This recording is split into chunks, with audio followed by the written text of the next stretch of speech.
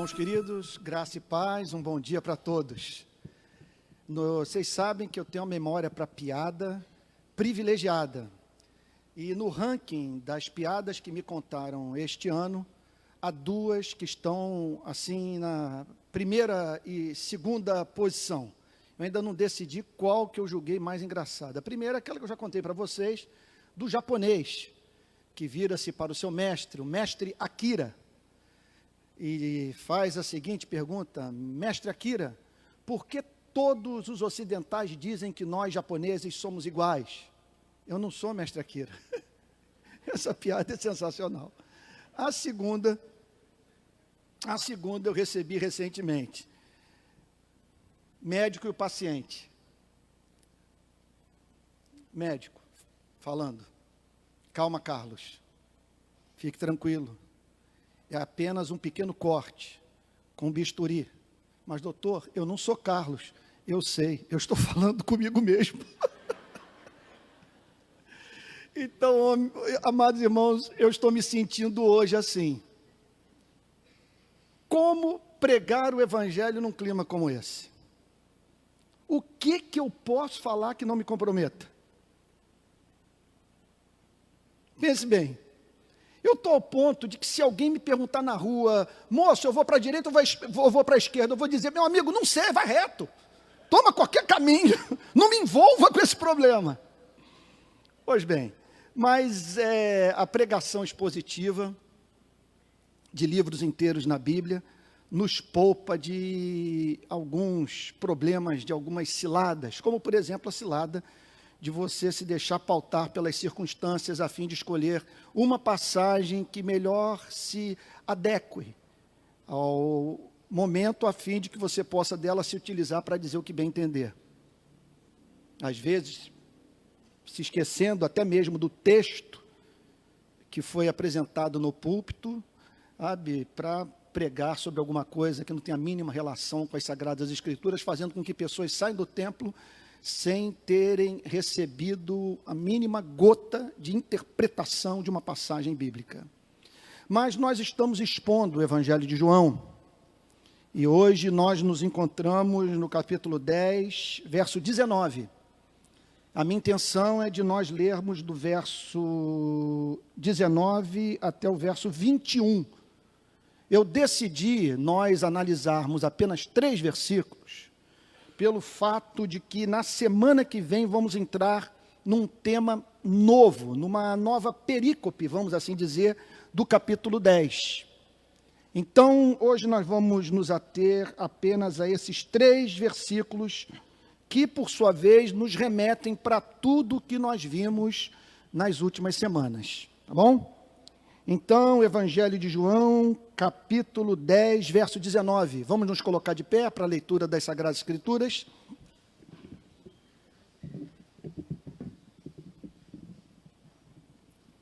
Então, diz assim a Bíblia: por causa dessas palavras, quais palavras?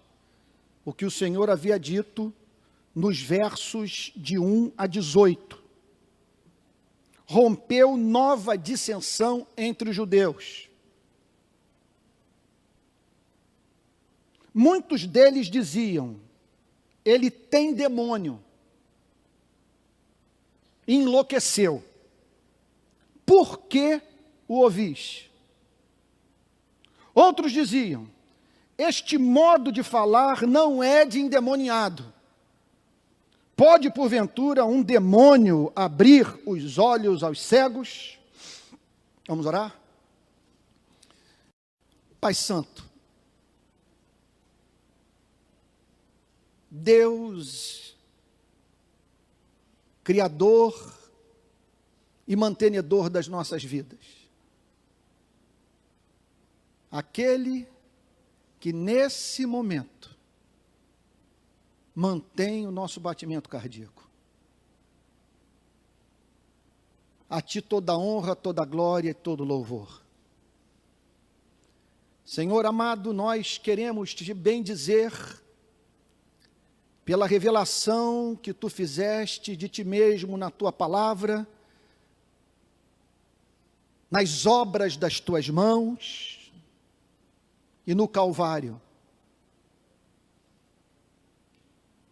Estamos diante da referência infinita do que é belo, bom, justo e santo. Por isso, para ti, convergem as nossas afeições. Esse é o motivo pelo qual, quando o adversário de nossas almas se aproxima de nós a nos dizer: tudo isto te darei, se prostrado me adorares, fazemos nossas as palavras do nosso Salvador: ao Senhor teu Deus adorarás e só a Ele prestarás culto. Porque tu não tens rival. E por isso não devemos ter lealdade maior em nossas vidas. Tu não tens rival porque não há quem possa competir contigo em termos de beleza, de formosura, de santidade, de veracidade, de fidelidade, de lealdade. Mas nós também bendizemos o teu nome pelas manifestações em nossas vidas do teu governo providencial. Senhor, não estar agora, nesse momento, incapacitados de usar o cérebro, não nos encontrarmos em agonia entre a vida e a morte, esquecidos de ti, desesperançados, que daremos ao Senhor por todos os seus benefícios para conosco. Nós bendizemos o teu nome pelo feijão e arroz que nos chegou à mesa na semana que se findou. Nós bendizemos o teu nome pelos livramentos de morte no nosso entrar e no nosso sair, porque o anjo do Senhor acampa-se ao redor daqueles que o temem e os livra. A ti toda honra, toda glória e todo louvor. Nós bendizemos o teu nome porque tu és Deus poderoso para fazer infinitamente mais do que tudo quanto pedimos ou pensamos, conforme o seu poder que opera em nós. Mas, Senhor, tu sabes que a despeito da tua beleza, das manifestações do teu amor em nossas vidas, nós pecamos. Por isso queremos juntos, nessa manhã, pedir a ti que tu te compadeças de nós, pois quem há que possa discernir as próprias faltas, absolve-nos, Senhor, daquelas que nos são ocultas. Trata-nos segundo a tua benevolência e graça e misericórdia, e não segundo o que somos e fazemos, Senhor. Senhor amado, nós pedimos por aqueles que nos visitam nessa manhã, que saiam daqui, Senhor, com a tua bênção, se sentindo mais próximos e amados por ti. Nós pedimos, Senhor, pelos que estão sofrendo na carne e no espírito, Senhor. Senhor amado, em nome de Jesus, nós declaramos nesta manhã que cremos que há poder no nome do teu Filho, e nós o invocamos, e nós pedimos, Senhor, que segundo tua soberana vontade, teu anjo vá de cadeira em cadeira, de pessoa em pessoa, de problema em problema, aflição em aflição, trazendo resposta, trazendo cura, trazendo libertação. Meu Deus, nós acreditamos em milagre e acreditamos que numa manhã como essa, Senhor, pessoas podem ficar livres de problemas crônicos na alma e no corpo. Por isso, Senhor, opera um milagre para a glorificação do nome de Jesus. Pedimos, Senhor, que tu nos concedas que até o final do ano possamos pagar nossas dívidas, botar as nossas finanças em dia, Senhor. Ó Deus amado, e termos um 2019 no qual, Senhor, em hipótese alguma, vejamos, Senhor, o devorador saquear, Senhor amado, os nossos recursos. Ó Deus amado, aquilo que amealhamos com o suor do nosso rosto. Nós pedimos a Ti por uma bênção nos nossos casamentos, que haja harmonia, que haja diálogo, que haja perdão, que haja prazer. Nós pedimos que nossos filhos vejam em nossas vidas coerência, Senhor, santidade de vida. E atrai para Ti, Senhor, os que ainda não professam fé naquele pelo qual estamos dispostos a dar a nossa vida. Senhor querido, nós rogamos pelo nosso país, pedimos pelos nossos campos, que eles produzam com fartura, que na nossa terra não haja fome, não haja miséria, não haja nenhum brasileiro mendigando pão. Nós pedimos a Ti por um milagre nas favelas, um milagre no sertão do Nordeste, um milagre nas comunidades ribeirinhas. Ajuda o nosso povo, Senhor, através da educação e do trabalho, a ascender socialmente e viver com dignidade. Pedimos que Tu detenhas o espírito de morte que tem ceifado anualmente mais de 60 mil vidas humanas. Rogamos a Ti, Senhor, para que nesses dias confusos, turbulentos, o Senhor mantenha a nossa nação unida, de modo, Senhor, como um certo presidente americano declarou, não pergunte o que a América pode fazer por você, e sim o que você pode fazer pela América. Senhor, aplicamos esta declaração a nós mesmos, Senhor. Queremos saber o que podemos fazer por este país fraturado, Senhor.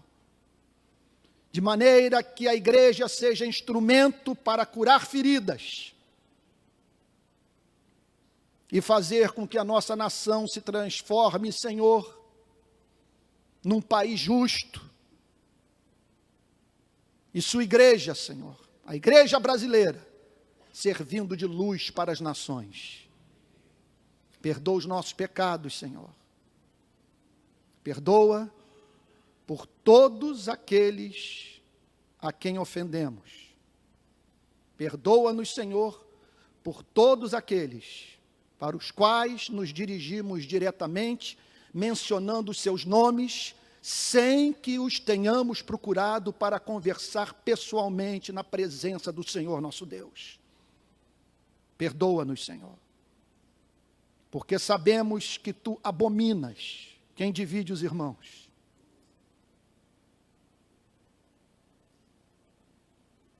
Senhor amado, agora lança luz sobre a Tua palavra, que possamos sentir o poder da verdade, que ela nos santifique e nos aproxime de Ti. Senhor, derrama o Teu maná nessa manhã. Nesses dias de tempestade em nosso país, precisamos daquele suprimento que nos permite, Senhor, passar pela tormenta sem perder o ser, sem perder a hombridade, sem perder, Senhor, o compromisso de em tudo exaltar o nome de Jesus e fazer com que os propósitos do Seu reino sejam o grande vetor das nossas vidas. Que haja transcendência a partir de agora. Que haja novo nascimento, conversão, Senhor. Que possamos dizer ao término dessa exposição bíblica, o nosso coração ardia enquanto a palavra de Deus era pregada. É o que pedimos em nome de Jesus, com perdão dos nossos pecados. Amém. A igreja pode ficar sentada.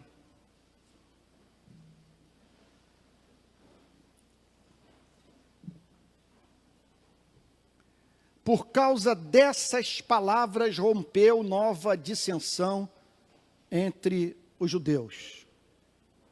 Então, para que nós entendamos essa porção das Sagradas Escrituras, é de basilar importância que nós façamos uma análise dos versos precedentes. Por causa dessas palavras, então Jesus, o nosso Salvador, havia proferido uma mensagem, proclamado o seu evangelho, e a sua pregação causou uma divisão na igreja. Porque ali estavam judeus, pessoas profundamente religiosas, frequentadoras do templo e da sinagoga. E a pregação do Senhor Jesus, o evangelho da paz, o evangelho da reconciliação, o evangelho que faz com que pai se converta a filho, filho se converta ao pai, marido se converta a mulher, mulher se converta a marido. E homens e mulheres de todas as etnias, povos e nações vivam em comunhão para a glória do Criador, manifestando na sociedade, no tempo e no espaço, a diferença que há entre o santo e o profano, entre o modo como a sociedade civil lida com os seus problemas e o modo evangélico de lidar com esses mesmos conflitos. Contudo, a palavra de Cristo criou uma cisão entre os judeus. Pessoas com a Bíblia nas mãos, estudiosas do Antigo Testamento, olhando para a mensagem de Cristo e dizendo, isso é coisa de um demônio. Enquanto que outros traziam as mãos aos olhos para enxugar as suas lágrimas, de encanto, com a mesma pregação. Portanto, o que o Senhor Jesus havia dito antes, e que criou toda essa celeuma? Observem, portanto, que é da natureza do cristianismo dividir pessoas. A verdade é proclamada. E muito embora ela não tenha em si a intenção de ferir, de fazer adoecer, de produzir cisões, levar seres humanos à guerra, em razão dos nossos pecados, em razão dos nossos interesses pessoais, em razão das nossas paixões, nós podemos entender esta mesma palavra da forma que bem o quisermos. Vocês estão entendendo o ponto? Deixa eu usar um exemplo. Essa semana eu visitei um grande amigo meu. E ele me disse a seguinte coisa: Antônio, eu vou lhe dizer por que eu saí da minha igreja.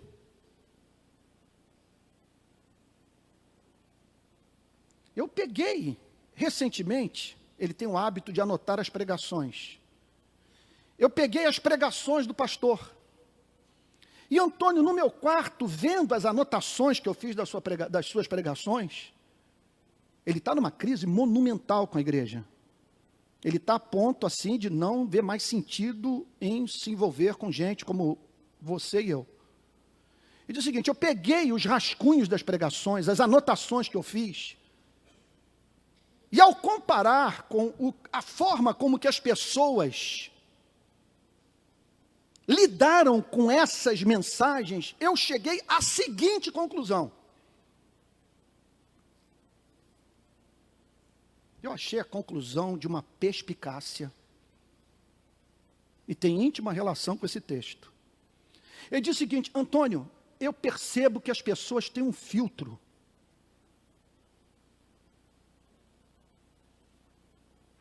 elas deixam passar o que é do seu interesse pessoal. De maneira que é retido pelas suas paixões tudo aquilo que há no Evangelho que as contrarie, que as golpeie, que as humilhe, que as faça pedir perdão, a reverem os seus pontos de vista. Um filtro. E filtro que levou a liderança judaica a olhar para Cristo e dizer: fale-nos de Moisés, mas não mencione o nome de Cristo. Que uma coisa é ouvir a pregação de Moisés, outra coisa é ouvir a pregação de um endemoniado, que só nos confronta, que só bate na gente, e diz que nós estamos perdendo o nosso tempo no templo e na sinagoga. E que nem mesmo a mensagem do Moisés a que amamos, nós compreendemos. Pois bem, por causa dessas palavras, o Evangelho é pregado. E o que ocorre? Palavras do grande Martin Lloyd Jones, tiradas, vejam só, do seu vasto conhecimento sobre a história do cristianismo. Em todo e qualquer período de avivamento, há um racha na igreja. Quando a palavra de Deus é proclamada, a verdade é tornada especialmente clara.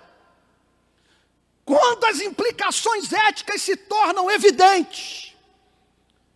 Quando pessoas se deparam com a glória de Cristo. E isso de uma forma perceptível, tangível, acachapante.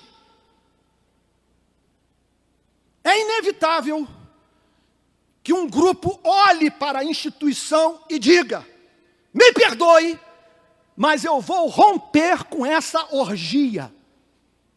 Que vocês continuem nesse bacanal, pois eu vou seguir o meu caminho. É a história do cristianismo. Olhem para a reforma. Olhem para a reforma. O fogo do Espírito caiu sobre Martinho Lutero. Caiu sobre Calvino. Caiu sobre Zwinglio. Caiu sobre William Farel. Caiu sobre os pais protestantes. E eles olharam para aquilo tudo e disseram: lamentamos profundamente, mas vamos ter que romper com a nossa tradição. Com as nossas raízes. Com o mundo dentro do qual, em alguma extensão, a nossa alma foi nutrida. Mas que se desencaminhou. Que se perverteu. Que botou na boca de Deus o que Deus nunca falou. E nos anos subsequentes, nos avivamentos que houve entre os protestantes, em não poucas ocasiões, o cisma se tornou, ou melhor, a divisão se tornou necessária, que é diferente de cisma. O cisma é quando cristãos se dividem por tolice. Eu sou de Marina, eu sou de Haddad, eu sou de Bolsonaro, eu sou de João Amoedo, eu sou de sei lá mais o quê. Cisma. Cisma. Uma pessoa que rompe comunhão com o irmão em Cristo, por causa de candidato político, encontra-se nas trevas e se rompe comunhão com os irmãos. Por conta de candidatos políticos, vai romper por qualquer outro motivo. Não há mínima dúvida. Isso é um cisma. Agora, o que é a divisão? O que é a divisão? A divisão é quando um corpo tem que se afastar de algo que se recusa a rever o que pensa, a forma como vive. Então veio a reforma protestante, e 2 movimentos surgiram do protestantismo. De um lado, a graça barata. Homens e mulheres que pegaram a mensagem do Lutero e disseram a seguinte coisa: Olha, se Deus é assim, tão bom, tão bom, tão bom como Lutero proclama, não faz a mínima diferença da forma como nós administremos a nossa vida. Ele é tão misericordioso que não importa que vivamos na prática no pecado, no final, como o seu métier é amar, todos serão salvos. E por conta da banalização da graça, que levou pessoas a se tornarem mais porque Deus é bom, surgiu na Alemanha o movimento pietista, na Inglaterra o movimento puritano. Aí a igreja vai de um extremo para o outro. Com os pietistas enfatizando o lado emocional, o lado místico, o lado da experiência transcendental, e os puritanos numa ética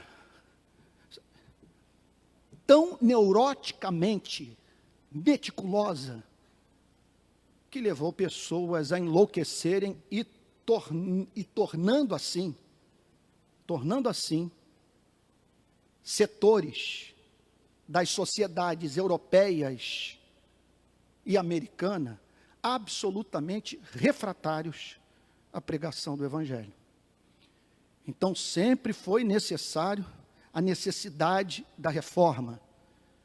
A igreja rompe com a graça barata, cai no legalismo, aí vem um avivamento, chama a igreja de novo para a graça, para a justificação pela fé, com ênfase na manifestação do fruto do Espírito Santo na vida dos justificados, e assim a igreja vai caminhando sempre de modo pendular. E o que é invariável em todos esses períodos é a prova inabalável de que sem profecia o povo se corrompe. Se não houver profeta no púlpito, se não houver pregação, se não houver pregação corajosa, desinibida, objetiva da palavra de Deus, a igreja sempre irá para esses dois extremos.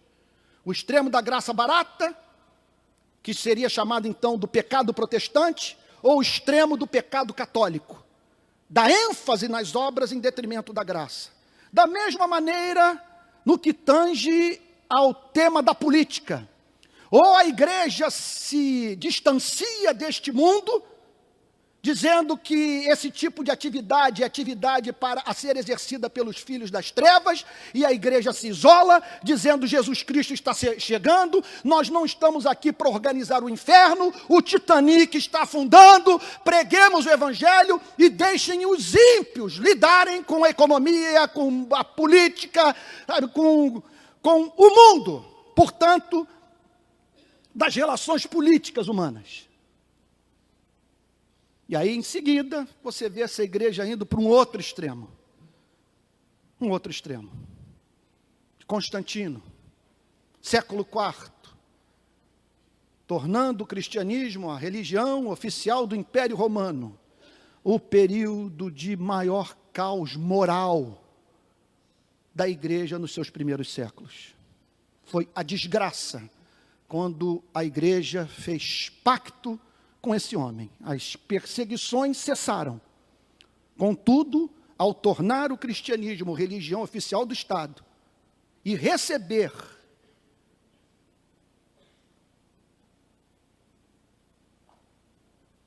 a fim de exercerem cargos de liderança no próprio império, bispos e padres, esses homens, portanto, se corromperam, vindo a cuidar das mesas, em vez de cuidar das almas.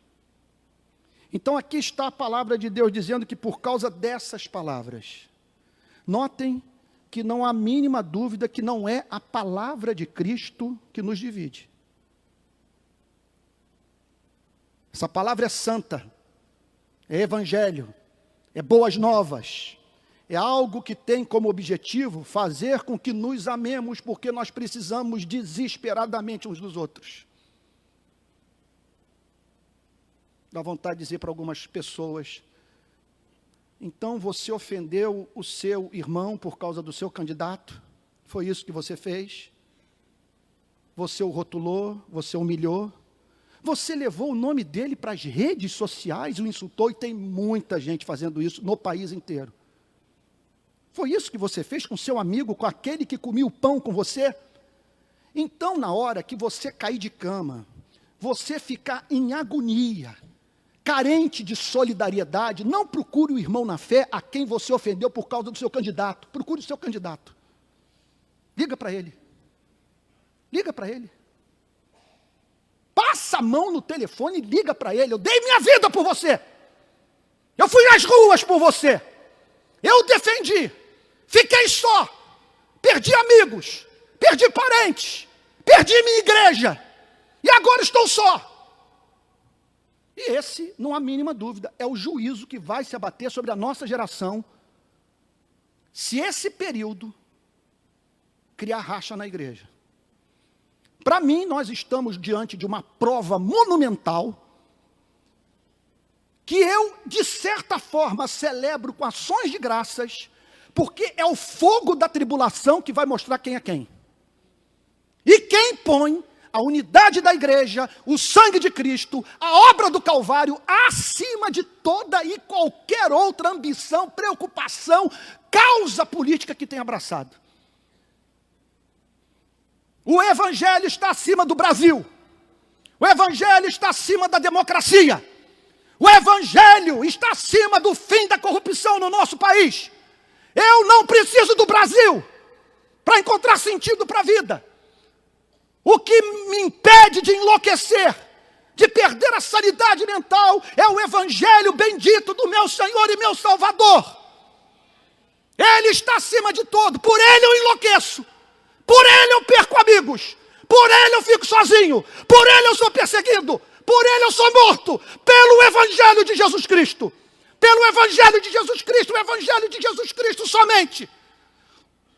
Não há outro motivo pelo qual nós devemos dar as nossas vidas e abrir mão de amizades de 15, 20, 30 anos. Esse Evangelho, sim. Se minha mãe pedir para abrir mão de Jesus Cristo, eu vou dizer: minha mãe querida, que estás disposta a dar a sua vida por mim, permita-me lhe dizer, o meu amor por Cristo é maior do que o amor que lhe é devido. E se essa é a relação que nós devemos manter com mãe, segundo o Evangelho, o que fará com o partido político? Então, fico feliz de uma passagem como essa vir em boa hora. Era a passagem do dia. Por causa dessas palavras. Quais palavras? Olhem os versos anteriores. Porque há uma porta no reino de Deus. É uma porta das ovelhas e uma porta para as ovelhas. Foi o que o Senhor Jesus havia dito e sobre o que nós falamos nos domingos anteriores. Existe uma porta para as ovelhas, e essa porta se chama Jesus Cristo. E você só entra no redil de Cristo, só se torna participante do corpo de Cristo, só é pastoreado por Cristo, se você passar pela porta que é Cristo, a fim de viver dentro desse redil santo. Agora, o que me permite ter acesso a esse rebanho, o que me permite, portanto, manter contato com essas ovelhas, me autorizando a me colocar de pé e para elas comunicar algo, é Jesus Cristo. Por isso que ele declara no verso 7, Jesus, pois, lhes afirmou de novo: em verdade vos digo, eu sou a porta das ovelhas. Todos quantos vieram antes de mim são ladrões e salteadores. Mas as ovelhas não lhes deram ouvido. Jesus está falando de uma unção que as ovelhas recebem, que é uma capacidade de discernir o que é falado. Alguém lhe comunica alguma coisa, aquilo dói seu ouvido. Eu tiro isso pela minha relação com a língua portuguesa. Eu sempre fui um péssimo aluno. Bom, não me peçam para explicar. Eu ainda não entendi muito bem como que essa coisa funciona, mas se você falar errado e eu falar errado, eu sei que você falou errado, eu sei que eu usei de modo equivocado a língua portuguesa. Mas não me peça para usar a gramática para prová-lo. O que eu sei é que dói o meu ouvido. O que Jesus está dizendo é que se você é dele, dói o seu ouvido quando uma pessoa prostitui a mensagem de Cristo. Quando uma pessoa o leva a amar a Bíblia, mas não amar o Evangelho. Verso 10. Está falando de mim. Preste atenção que essa é uma declaração que tem como objetivo fazer com que você não se relacione comigo de maneira acrítica. Essa é uma passagem central. Não se relacione comigo sem a mediação desse livro.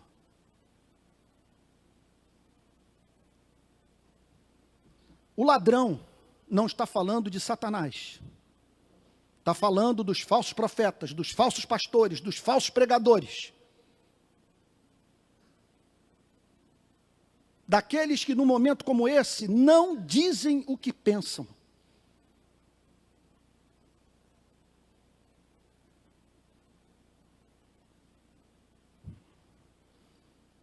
O ladrão vem somente para roubar, matar e destruir. Eu vim para que tenham vida e a tenham em abundância. Isso aqui deixou a liderança religiosa judaica, os pastores, enlouquecidos. O ladrão vem somente para matar, roubar e destruir. Eu vim para que vocês tenham vida e tenham vida em abundância. Eles estão usando a religião para saquear os bolsos de vocês. Eles não falam tudo o que pensam. Eles adaptam a sua mensagem ao meio, porque eles têm mais interesse nos bolsos de vocês do que em seus corações. Eles vêm para matar, roubar e destruir. Eu sou o bom pastor dá vida pelas ovelhas. Só esse. Esse é o Messias. Esse é o que aguardamos. Esse é o que tem interesse concreto por você e por mim. Ele dá vida pelas ovelhas. O mercenário que não é pastor, a quem não pertence as ovelhas, vê vir o lobo, abandona as ovelhas e foge. Então o lobo as arrebata e dispersa. Sobre isso nós já vimos nos domingos anteriores. Vamos avançar. O mercenário foge porque é mercenário e não tem cuidado com as ovelhas. Eu sou o bom pastor, conheço as minhas ovelhas e elas me conhecem a mim. Assim como o Pai me conhece a mim, eu conheço o Pai e dou minha vida pelas ovelhas. Ainda tenho outras ovelhas, não deixe aprisco. Observem o seu desejo de manter a igreja unida.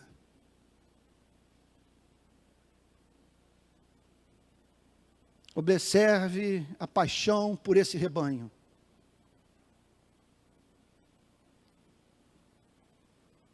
E observe a como se expõe ao juízo divino o que entra nessa família para dividir irmãos.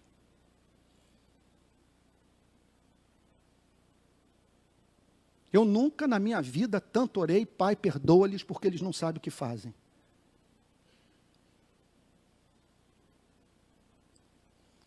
Você pegar o nome de um amigo seu, de um irmão,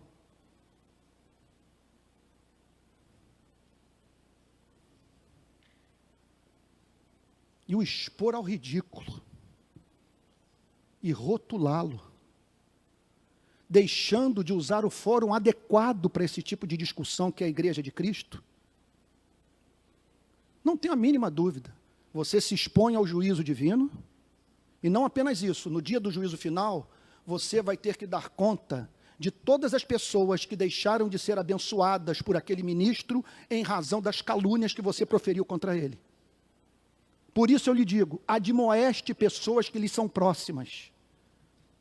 Porque se você arruína com a reputação de um ministro do Evangelho, se você não procura pessoalmente para o corrigir dos seus devaneios, mas faz isso em público, você vai assumir a responsabilidade diante de Deus por toda a inutilidade do ministério desse ministro na vida daqueles que poderiam ser abençoados por ele e que não foram abençoados em razão do fato de pessoas terem tornado seu coração endurecido por conta da calúnia que você proferiu. Pastores estão fazendo isso no nosso Brasil. Pastores. Quem olha de fora para o nosso comportamento, diz a seguinte coisa: olha, se eu for, olhando para a forma como os pastores tratam os pastores, como os crentes tratam os crentes nas redes sociais. Eu escrevi isso esses dias, e um amigo meu, surfista, do meu tempo de praia, foi lá e escreveu lá aquele negócio de concordância, estou contigo. Ele não é crente.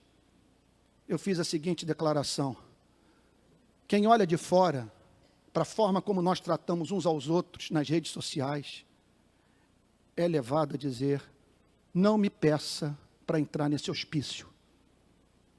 É um hospício.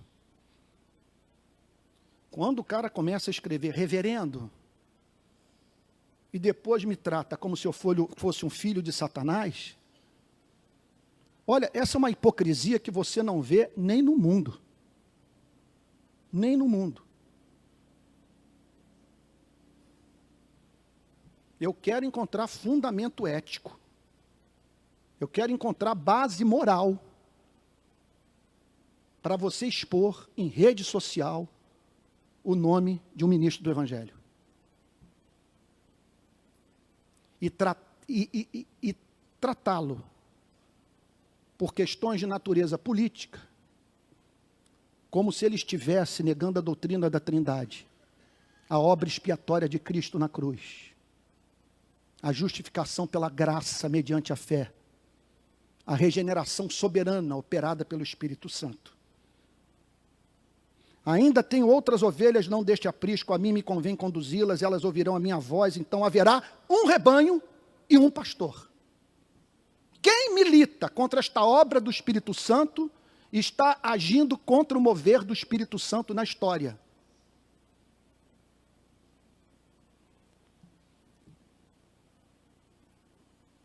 Por isso o Pai me ama, porque eu dou a minha vida para reassumir.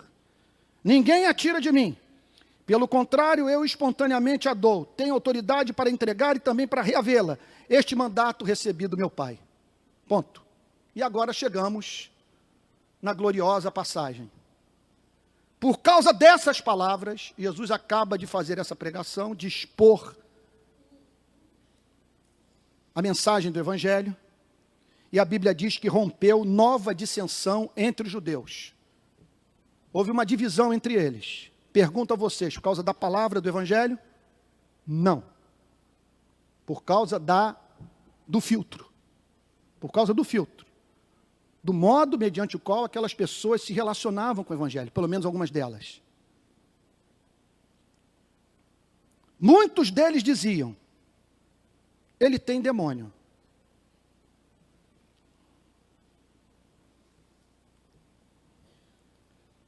É o maior sintoma de que uma pessoa está em trevas e que teve os seus sentidos espirituais atrofiados. É quando você olha para o belo e não reconhece a sua excelência.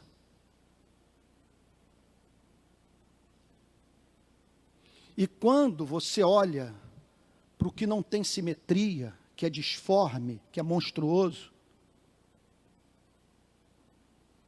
e você diante dele se curva como se estivesse perante o anjo do Senhor.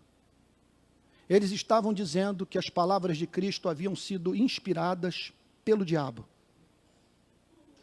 Que o diabo é quem havia levado o Senhor Jesus Cristo a proferir a mensagem do verso 1 ao verso 18. Ele tem demônio. E enlouqueceu.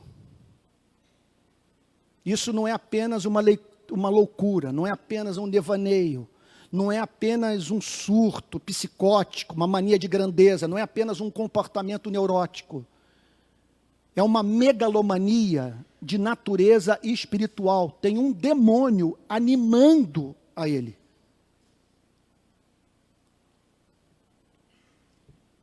Muitos deles diziam, ele tem demônio e enlouqueceu. E aí a grande pergunta, por que o ouvis? Por que o ouvis? Satanás sempre se levantará contra a pregação do evangelho. Onde quer que o evangelho esteja sendo pregado, Satanás vai inocular na igreja essa pergunta. Por que vocês param para ouvir esse pregador? Vocês não percebem que ele tem demônio? Vocês não conseguem divisar o fato de que ele enlouqueceu, ele perdeu o juízo? Porque é o seguinte, olhem para mim. Ou eu me envolvo com uma das moças da igreja, ou eu desvio grana, faço de tudo para que essa igreja não tenha transparência financeira.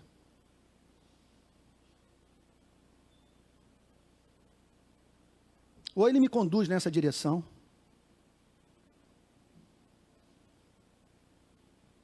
ou então ele me desqualifica. E ao me desqualificar, se for o caso de eu ser um pregador do evangelho, pode ser que eu não seja,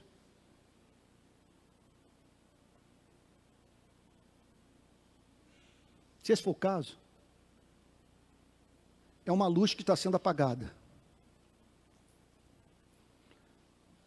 Perdoe-me dizer. Você dará conta disso no dia do juízo final. E eu estarei diante de você no tribunal de Deus, para nós dois conversarmos.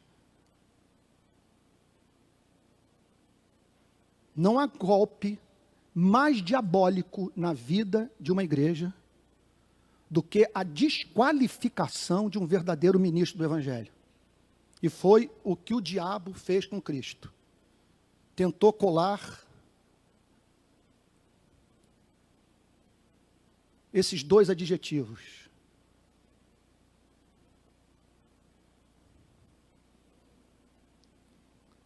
É um louco, percebe-se pelo devaneio dele de grandeza, e alguém usado pelo diabo. Só pode estar sendo usado pelo diabo, porque olhem para o que está acontecendo aqui. Estamos em Jerusalém, somos uma igreja, estamos sob Moisés, vem esse garoto irresponsável de uma cidade sem vergonha do norte do país, chamada Nazaré, e traz essa mensagem que está rachando a igreja. E pessoas estão se afastando umas das outras, e pessoas estão passando a se odiar. Não há mínima dúvida que essa pessoa está sendo usada pelo diabo. Mas acontece que havia outras entre aquelas que ouviram a mensagem do capítulo 10 de João. Porque outros diziam, este modo de falar não é de endemoniado. O que ele está querendo dizer com isso? Há uma excelência na sua pregação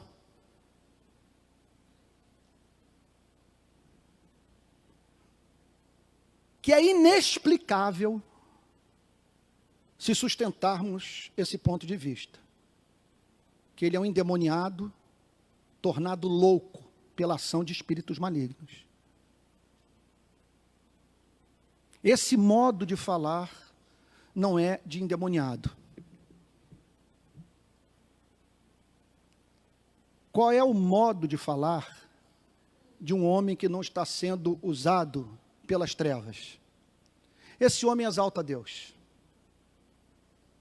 e torna o homem dependente da sua graça soberana.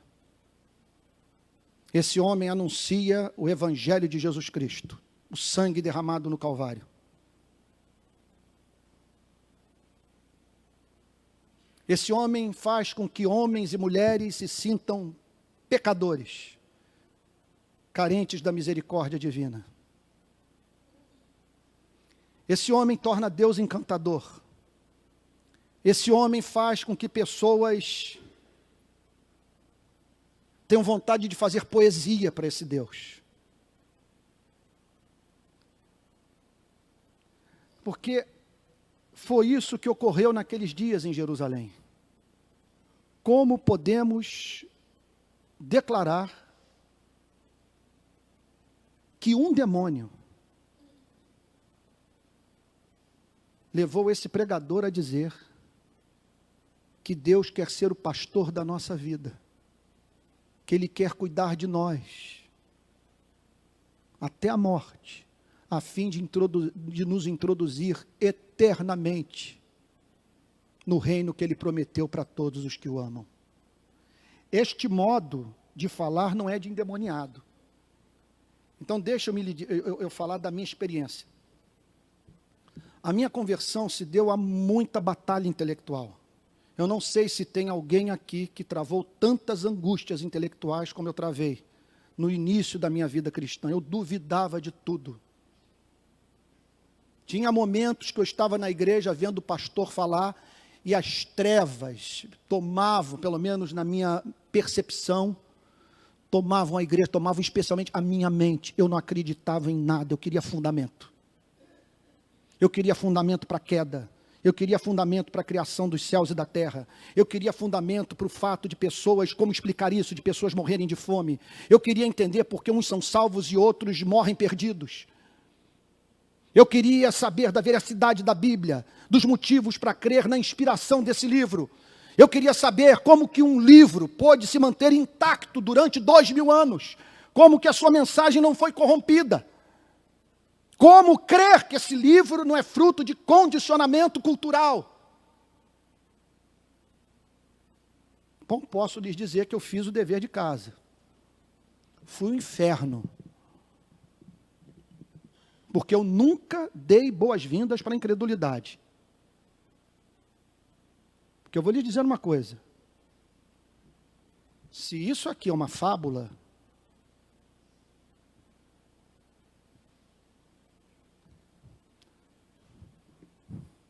comamos e bebamos, que amanhã morreremos. Essas eleições, toda essa correria, tudo isso é uma grande perda de tempo. Quem nós somos? Usando as palavras de Pascal, somos prisioneiros. Estamos dentro da prisão discutindo os rumos do nosso país. Só que, a cada dia, um de nós é tirado da prisão e é degolado diante dos nossos olhos. E cada morte declarando o que aguarda você e a mim. É como se fosse uma discussão na boca de um vulcão. Enquanto discutimos, caminhamos inexoravelmente para a morte. Qual é o sentido disso? Qual o sentido desse frenesi todo?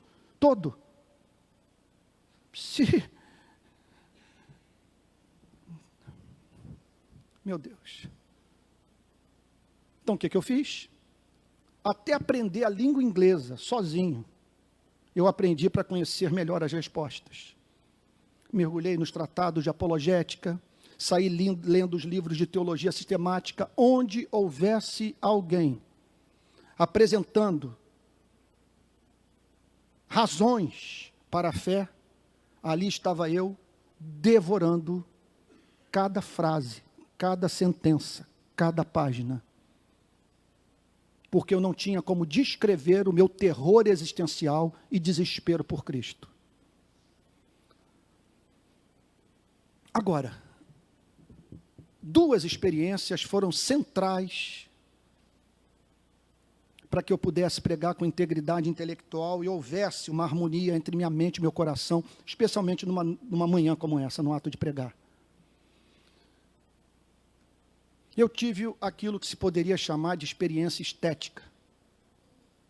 Numa manhã de desespero intelectual, desesperado por crer na verdade, numa praia, eu tive uma visão do Cristo crucificado. Não estou falando da visão pentecostal. Eu estou falando de uma imagem que se formou na minha mente. E jamais em toda a minha vida eu tive experiência tão profunda como essa, tão definidora da totalidade da minha vida. Ao olhar para aquela cruz e perceber a beleza daquela verdade, e de que não há nada mais lindo, mais extraordinário, mais comovente, do que um Deus tão ensandecido por você e por mim, a ponto de dar o seu único filho para a nossa redenção. Eu me lembro de que enquanto eu andava na praia, eu dizia: Pai, se isso não é verdade, Tu és cruel, pois como que Tu pudestes permitir que nós, seres humanos, concebêssemos um ser mais formoso, mais belo, mais atraente do que o Senhor? Porque se o Senhor não deu sua vida por nós, Senhor, jamais ficaremos curados dessa história que os cristãos contam.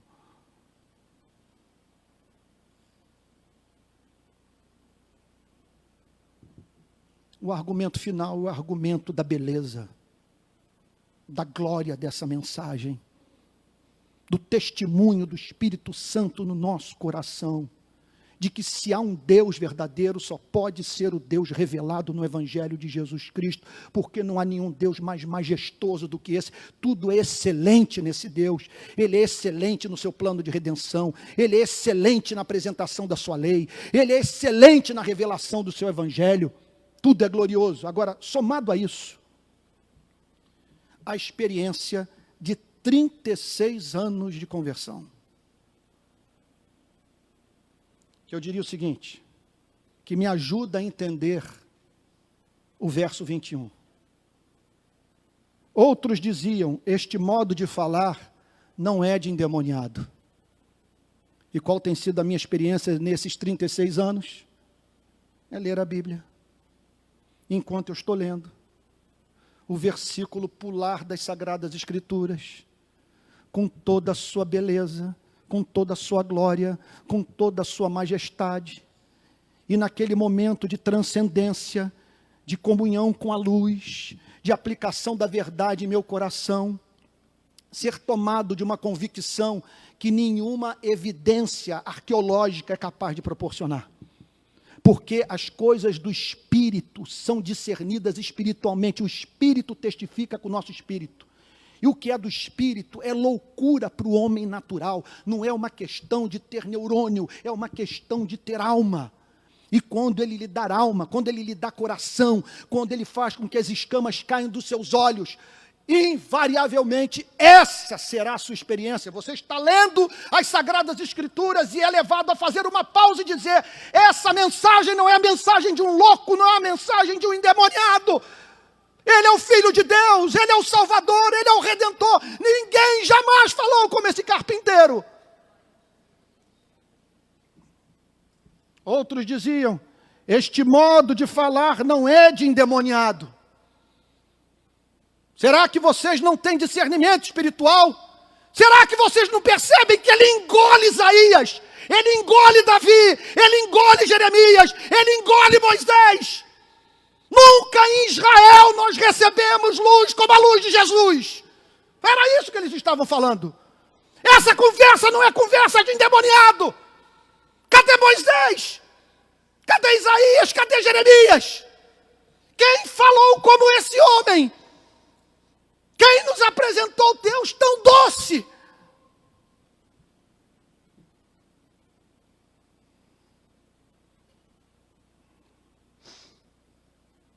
Este modo de falar não é de endemoniado. Pode, porventura, um demônio abrir olhos aos cegos? Esse é o argumento final. De um lado, a excelência das palavras. Do outro, a excelência das obras. De um lado, o encanto com o sermão da montanha. O encanto com o sermão da montanha. O encanto com o sermão da montanha. Bem-aventurados os humildes de espírito, porque dos tais é o reino dos céus. Bem-aventurados os que choram, porque serão consolados. Bem-aventurados os mansos, porque herdarão a terra. Bem-aventurados os que têm fome e sede de justiça, porque serão fartos. Bem-aventurados os pacificadores, porque estes na Nova Jerusalém serão chamados de filhos de Deus, porque quem não faz ponte entre os seres humanos está servindo a Satanás. E eles disseram, portanto, a excelência da sua pregação, dessa redenção, que é a única que satisfaz a alma atribulada, sobrecarregada de culpa, de pecado. Excelência dessa mensagem prova que ele é o Filho de Deus. Mas eles tinham uma outra evidência, as obras de Cristo. As obras de Cristo.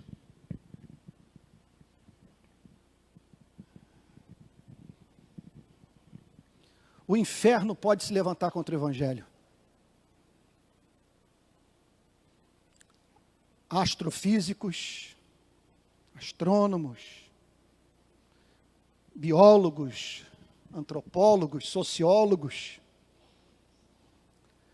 podem se levantar contra o Evangelho.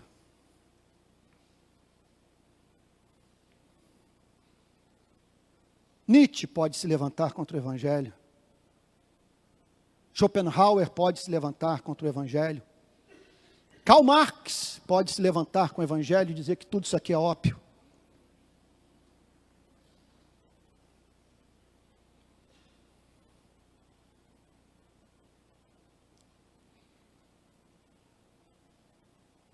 Contudo,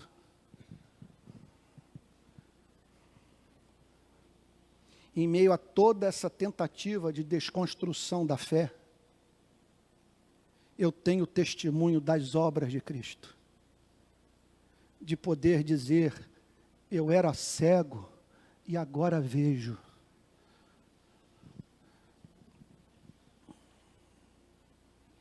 Na sua presença, eu tenho uma alegria que não é desse planeta.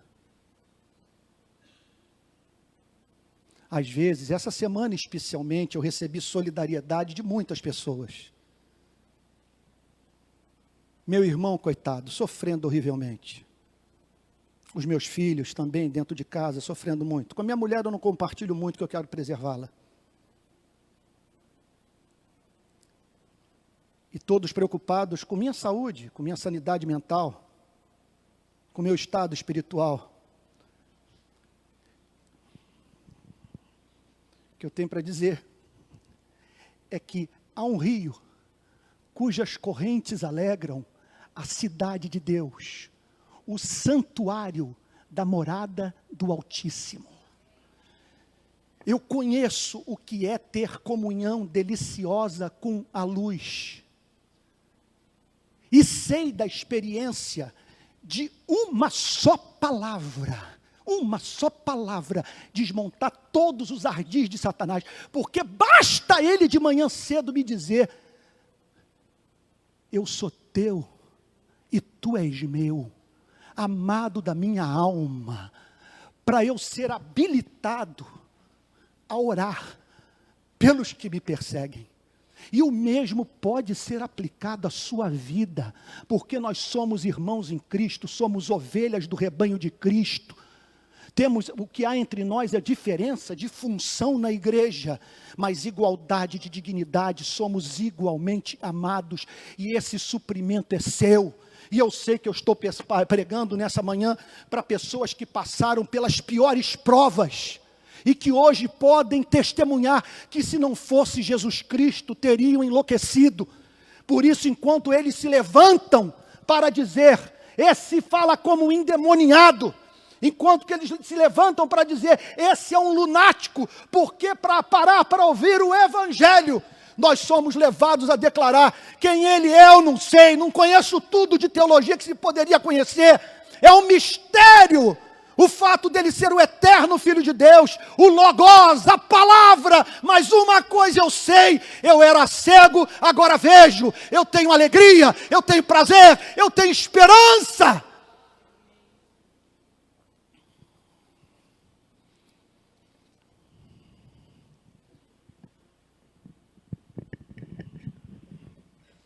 Então, amados irmãos, o que nos cabe fazer? Aqui eu concluo a mensagem.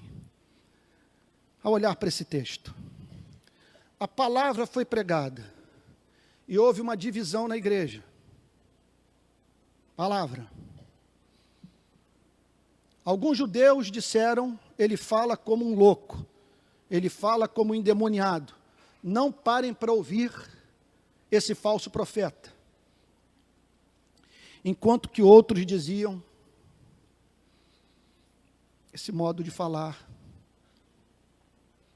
é por demais amável, é por demais excelente, é por demais glorioso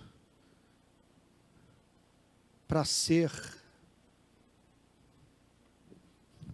motivado pela ação de um demônio. E mais um ponto. Como explicar os resultados dessa fé na vida de tanta gente que com ele teve contato e passou a viver melhor? Irmãos queridos,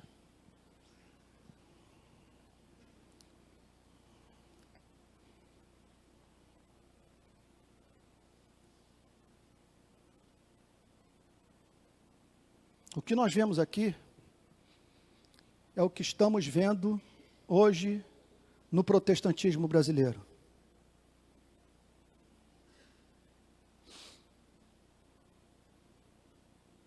A igreja está passando por uma terrível prova. Eu rodei nos últimos dias umas 7, 8 cidades. O estado é de perplexidade. E eu estou tendo que administrar o que vocês sabem, em razão da esfera ministerial ser mais ampla do que da igreja local, as crises que estão atingindo os jovens do país inteiro,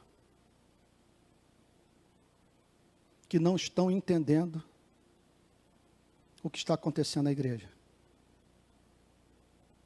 Falando em sair da igreja.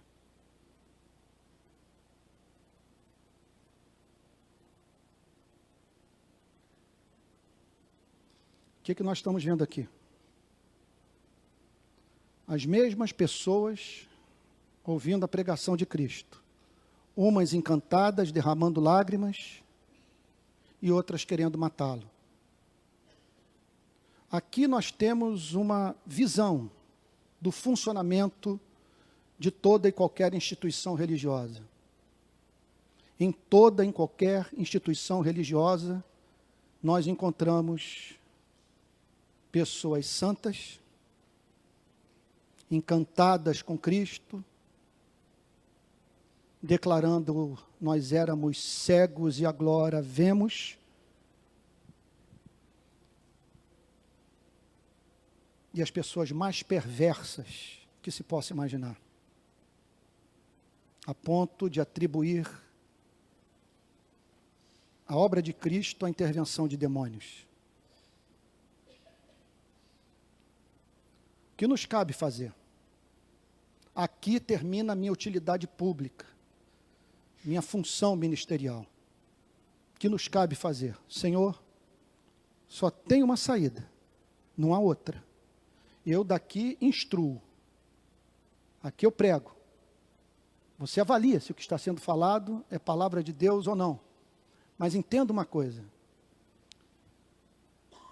Para sentir a doçura do mel, você tem que ter paladar. Para você estar habilitado a dizer, esse modo de falar é por demais excelente, e eu não preciso de nenhuma outra evidência, além dessa auto-autenticação do Evangelho, que ao ser comunicado, revela a sua origem divina. Veja só, para você chegar a um ponto como esse, você precisará de coração. Em última análise, a nossa batalha hoje não é tanto ideológica. Não há nada que mais nós que careçamos do que pedir a Deus o dom de discernimento de espírito, a sensibilidade de alma, para separar o joio do trigo.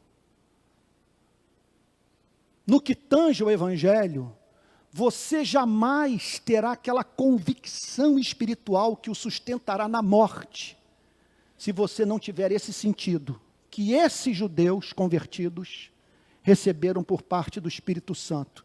A multidão pedindo crucificação, atribuindo as obras de Cristo a Satanás, e esse grupo dizendo: calha a boca. Vocês não sabem sobre o que estão falando? Um endemoniado não pode falar dessa maneira. E só um enviado de Deus para dar vistas a um cego. Que Deus dê a você e a mim um coração santo. Um coração que nos habilite a separar o joio do trigo. Um coração que nos habilite a perceber a excelência das coisas. Um coração que nos conduza a, acima de tudo, honrar a Deus, colocando os interesses do reino de Cristo acima dos interesses até mesmo do Brasil. Que Deus o abençoe. Vamos ficar de pé e vamos orar?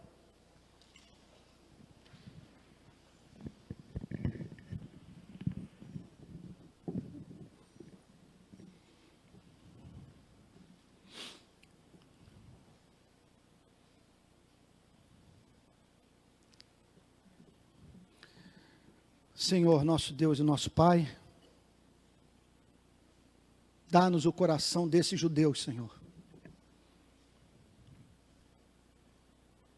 Habilita-nos a sentir o que eles sentiram, a provar do que eles provaram, Senhor. Habilita-nos a contemplar a majestade de Cristo, por meio da excelência do seu Evangelho e do poder manifestado nas suas obras. Que ele seja o nosso grande amor. E que tudo seja posto em relação de subserviência à causa de Cristo. Não permita que da nossa vida venha o escândalo. Não permita que banalizemos o Evangelho. Não permita, Senhor, que através do nosso comportamento e palavras, pessoas estejam impedidas de ver excelência na pregação de Cristo. Que o Evangelho flua puro através das nossas vidas. E dá-nos esta convicção de espírito. Sela o Evangelho no nosso coração. Que seja a maior certeza da nossa vida, o maior amor da nossa existência. Em nome de Jesus. Amém.